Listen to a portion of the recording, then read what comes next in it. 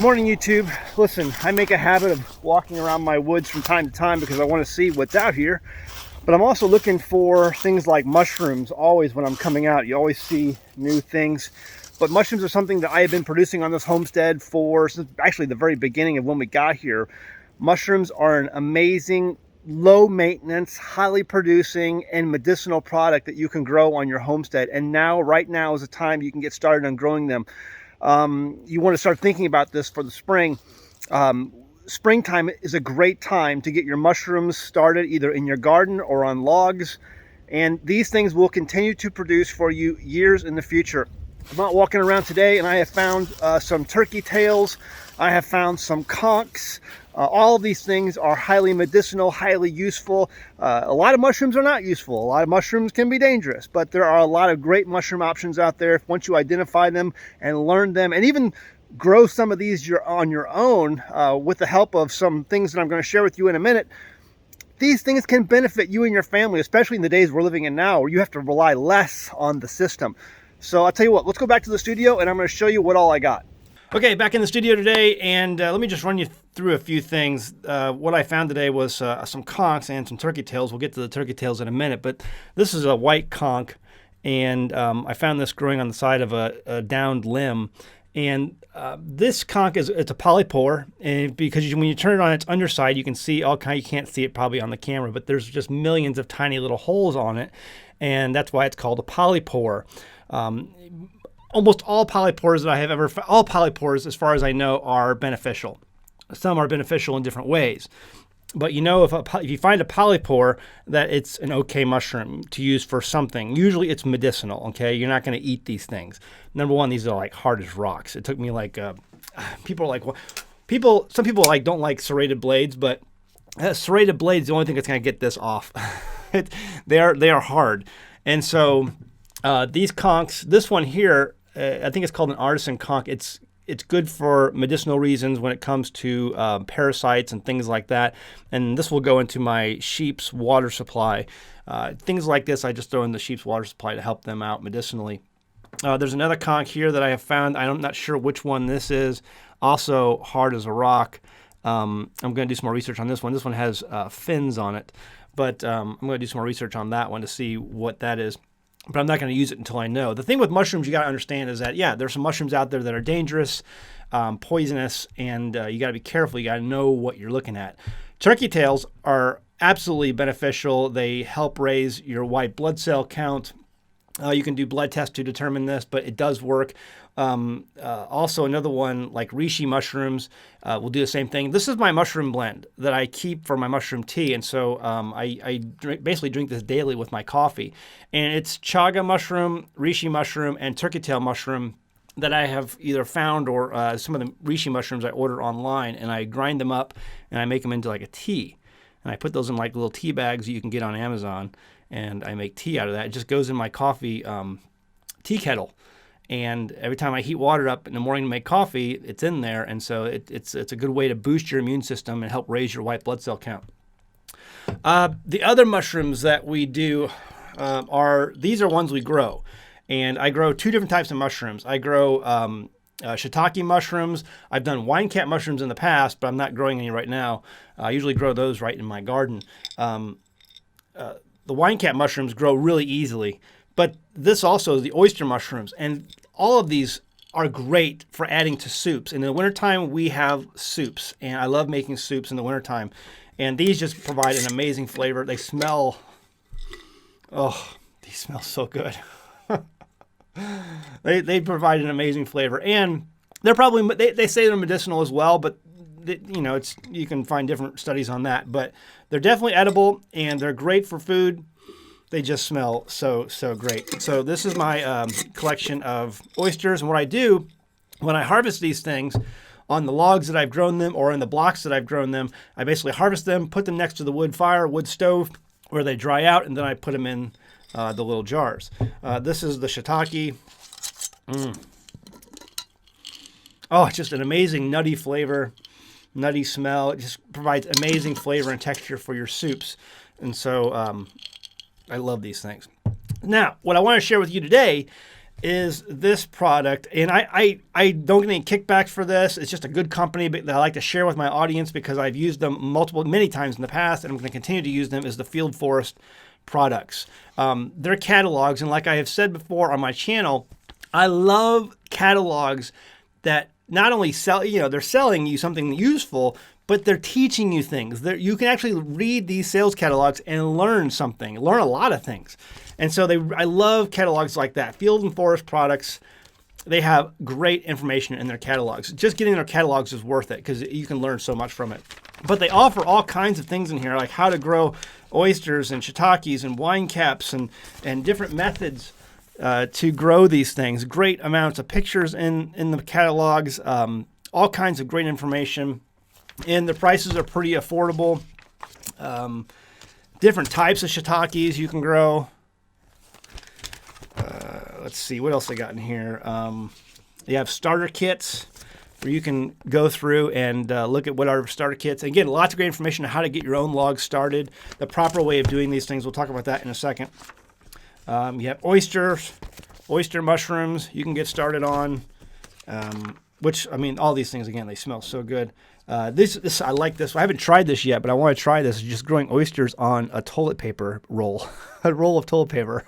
I haven't tried it yet, but I know a lot of people who've done it. I just need to do that.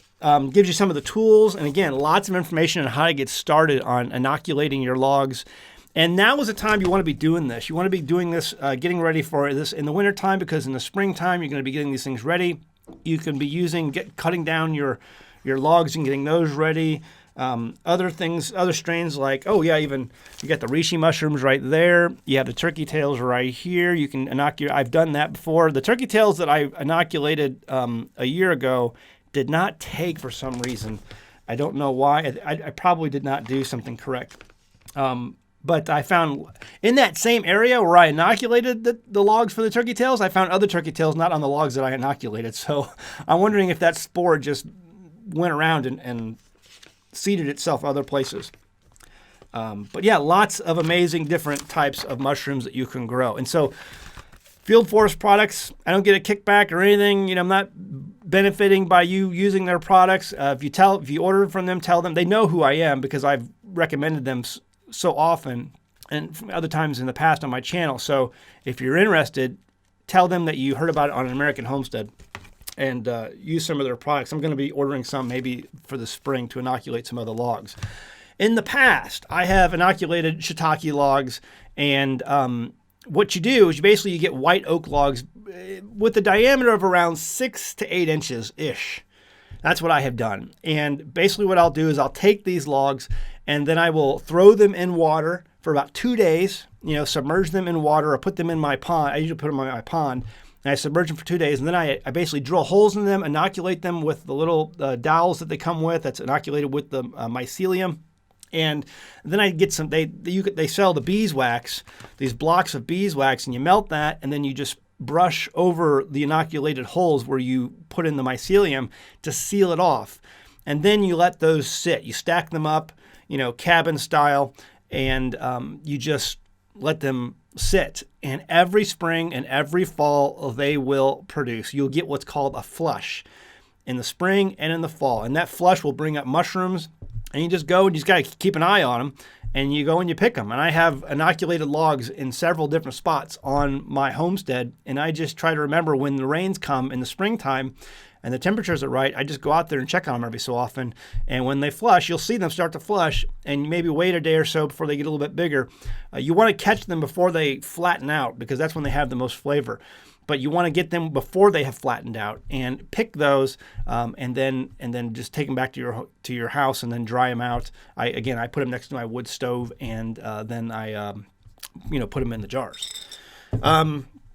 And I use them on a regular basis. I use them for anytime I make soups, anytime I make sauces, cream sauces, or whatever. I throw those in there. I crumble them up, throw them in there, and they provide just an amazing flavor. And they are healthy for you. Check that out. I have been, again, making these things since I basically moved on to Homestead. We've been growing these things. And I have logs now that are 8 or 9 years old, and every year they still produce. It's very low maintenance. Once you get these things, you put them out there and years later, they're still producing for you. You just go and check them on the spring and in the fall. If you've inoculated them correctly and you've done it right, they will continue to produce for you and you will have amazing results. And it's something that you will enjoy, your family will benefit from. And I can't recommend highly enough. It's just one of these things that you grow on the homestead. There is a company nearby. I'll end it with this. There's a company nearby that grows mushrooms, and they'll even buy logs from you. So if you're into, it's a possible way to make money. They don't pay a lot for the logs, but they will take logs if you're into downing trees, and they're white oaks. White oaks really work best. And other trees will work fine too as well, but white oaks work really well for shiitakes and some of these other mushrooms. Again, all the information is in here on what logs work best, but we found that white oaks work really well, and this company will buy the logs from you. I don't sell my logs to them because I use myself, but if you're in that area, if you have a company near you, understand that people will pay you for these logs, because you see these in the supermarkets, in like Whole Foods, the high-end supermarkets, and people pay big bucks for them because they are so beneficial. They provide such amazing flavor for your foods. And so anyway, I want to get you started on that. It's about the time right now to be getting ready to inoculate your logs, getting your logs ready, and very shortly I would be doing this. You have time, but go ahead and check out this Field Forest Products. They have a great website as well, and then tell them again I sent you. Again, I'm not getting any kickback for them, but it's just a great company, and I want to support great companies. So, all right, leave your comments below. What mushrooms do you like? I mean, I grew up eating just the little white button mushrooms, and different foods and stuff, but there's an entire world of mushrooms out there that you can use. And again, the medicinal benefits are something that I pay close attention to because I think it's so valuable, especially in the days that we live in. I want to avoid doctors and hospitals. I basically put doctors in the same box as I do lawyers and politicians today. So I don't want to go to the doctor. I don't want to go to the hospitals.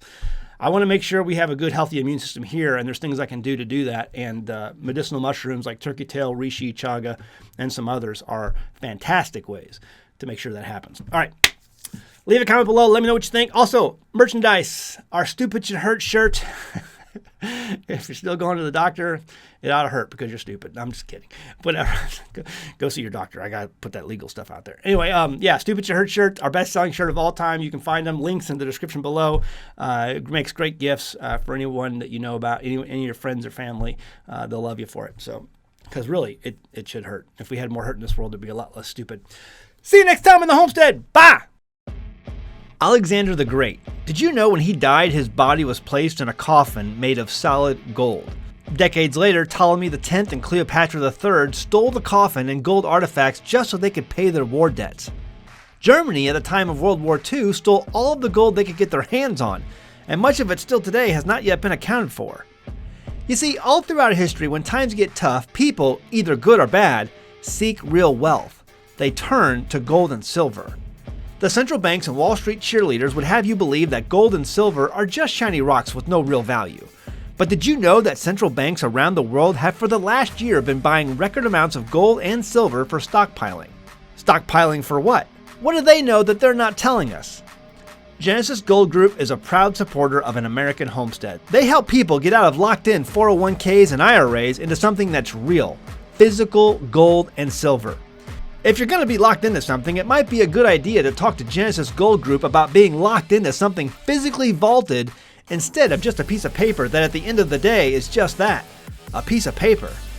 It's a clear surety that our economy is headed for turbulent waters.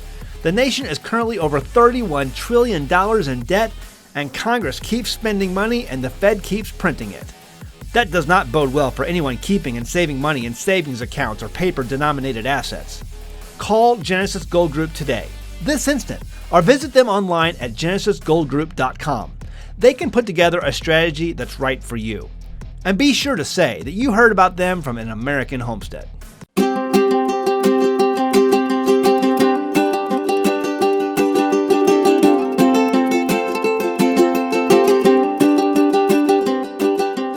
Hey guys, did you know you can become a patron of an American Homestead? They get access to private videos, and we send them gifts from the homestead that we make here on the homestead. And we also enter our patrons into special giveaways that are only available to them. And before you go, please check out these other great videos. Go ahead, click. Oh wait,